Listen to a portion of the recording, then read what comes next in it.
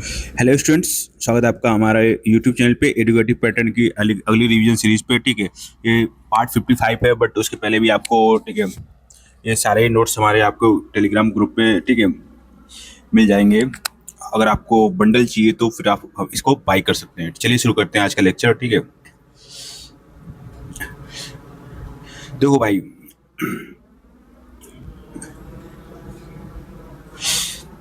तो revision sheet 158 है the constitutionalise architecture 73rd versus 74th amendment. ठीक है, तो ऑपरेशन एट्रीब्यूट देखेंगे तो 73rd constitution amendment governance domain, ठीक है, panchayati raj institution, PRI, rural self government. ठीक है, 74th कॉन्स्टिट्यूशनल अमेंडमेंट क्या कहता है?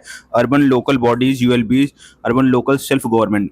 आगे बात करेंगे कॉन्स्टिट्यूशन इंसर्शन की, तो added part 9 to the constitution title the panchayat. ठीक है, added part 9 A to the constitution title the municipalities.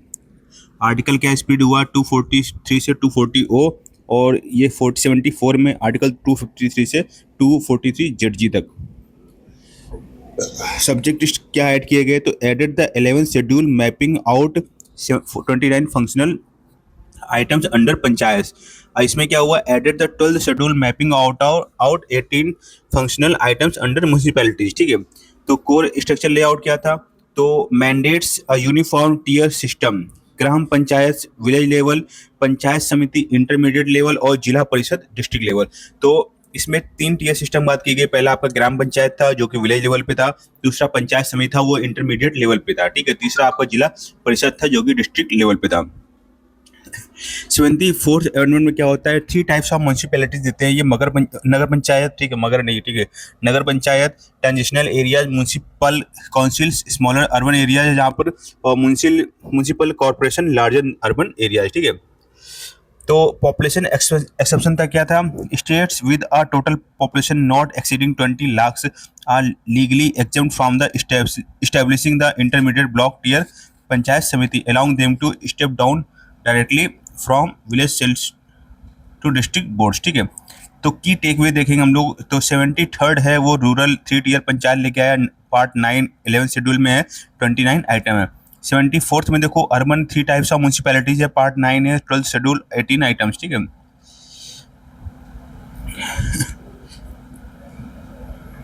आगे बात करेंगे रिवीजन सीट 159 मैंडेटरी वैसे डिस्क्रिशनरी प्रोविजन देखेंगे। तो मैंडेटरी कंपलसरी क्या आते हैं? ठीक है, ग्राम सभा establishing direct election at all tears, fixed 5-year tenure and SES setup, 1/3 reservation for women, reserved seat for SC/ST in proportion to population, minimum age of 21 years।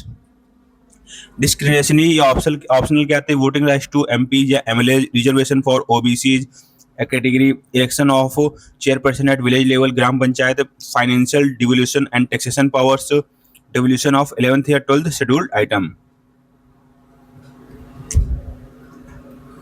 तो mandatory provisions state legislature have to comply.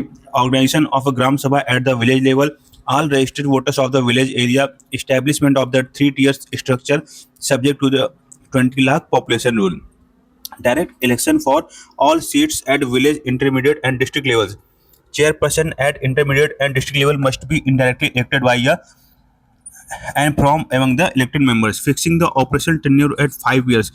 If dissolved early, first election must be held within 6 months. Minimum age for contesting election is 21 years. Reservation of seats for SC and STs in every panchayat in direct proportion to their population. Mandatory reservation of not less than 1/3 of the total seats for women, including seats reserved for SC या ST women. Constitution of State Election Commission to prepare, SEC बोलते हैं, ठीक है, electoral rolls and conduct panchayat है municipal elections. आगे है discretionary provisions है left to the will of state laws. ठीक है, उन पे छोड़ दिया गया कि आपको करना है तो कर लेना, वरना नहीं करना है तो मत करना, लागू करना। ठीक है, तो ग्रांटिंग रिप्रेजेंटेशन और voting rights to member of parliaments, MPs and members of legislature assemblies in MLAs in local councils, providing reservation for backward classes OBCs in seat और chairperson position, deciding the method of electing the chairperson of a gram panchayat village level, devolving powers and authority to enable local bodies to function as institution of self-government, including implementation of scheme in 11th and 12th schedule, granting financial capabilities to levy, collect, and appropriate local taxes, duties, tolls, and fees. तो की take वे लेना है यहाँ से हमें, ठीक है।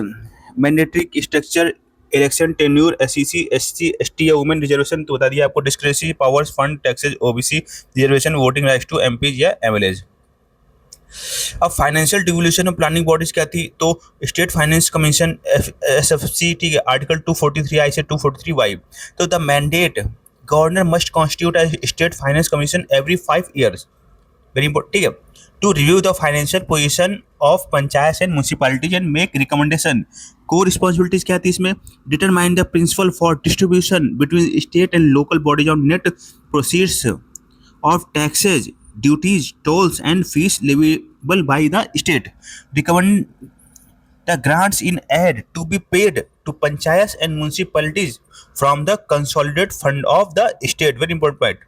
Suggest measures needed to improve the financial health of government. Central link क्या था, Article 280. The Finance Commission of India recommends measures to augment the consolidated fund of state to supplement the resources of a local body and based on the recommendation of the State Finance Commission. High constitutional planning organs, एक था पर district planning committee और दूसरा था metropolitan committee MPC और DPC. DPC article 243 JD में है और एमपीसी आपका आर्टिकल 243 जेडई में है। ऑब्जेक्टिव क्या थे, every state must create a DPC at the district level to consolidate the plans prepared by the rural panchayat and urban municipalities and draft a unified development plan for the entire district.